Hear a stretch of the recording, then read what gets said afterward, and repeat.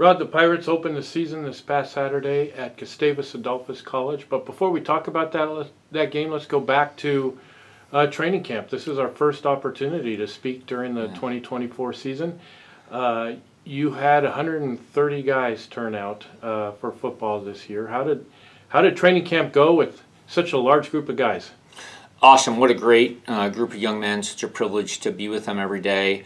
Training camp was awesome for a couple of reasons. One, the weather was really incredible, and we had no smoke where we were forced to go inside. So just felt really blessed. All at training camp, our guys worked really, really hard. And, we have some new coaches, so 5 new coaches on staff, and even some former players that are moving into coaching for the first time. So a lot of just getting to know each other.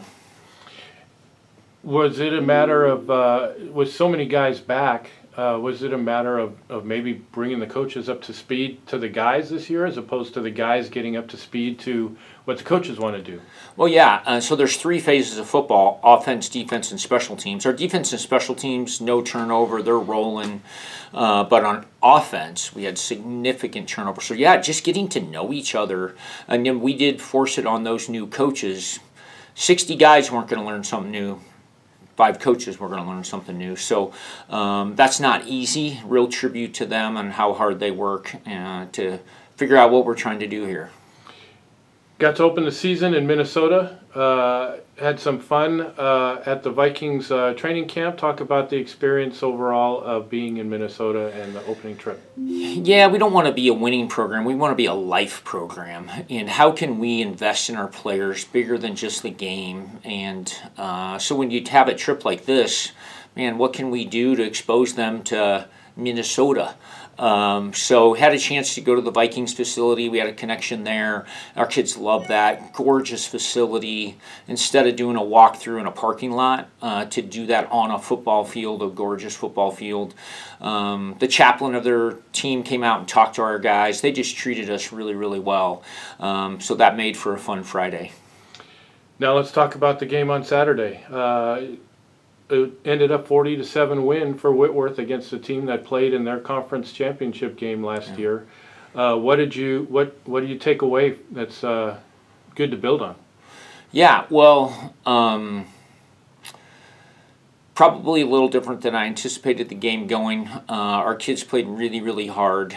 Execution was not always the highest. We have some things to work on. But, man, our defense all game was just lights out and just kept getting turnovers. When you win the turnover margin as significantly as we did, good things are going to happen. And then offensively, we just kept plugging away and found a little rhythm. We were just so close on several plays. So, yeah, lots to work on. We didn't work on the run game on offense. We got to get better in the red zone on offense. Our special teams, we had 2 kicks blocked. We have to shore that up. Defensively, I think, as happy as they were, there's a few things in the run game, defending the run that they want to work on, some of their fits there, and even just a few executional things on the back end. So always room for improvement, and this team sees that. I think they're very serious about not thinking they're better than they are, that they have work to do and want to get better. First opportunity to get better comes on Saturday against Eastern Oregon University. What do we know about the Mountaineers, and what challenges will they present? Well, we've played them 2 years in a row now. Really like their head coach. They're a big, tough, physical team. A little bit like Gustavus. I thought Gustavus was very physical. So good preparation in week 1 for week 2.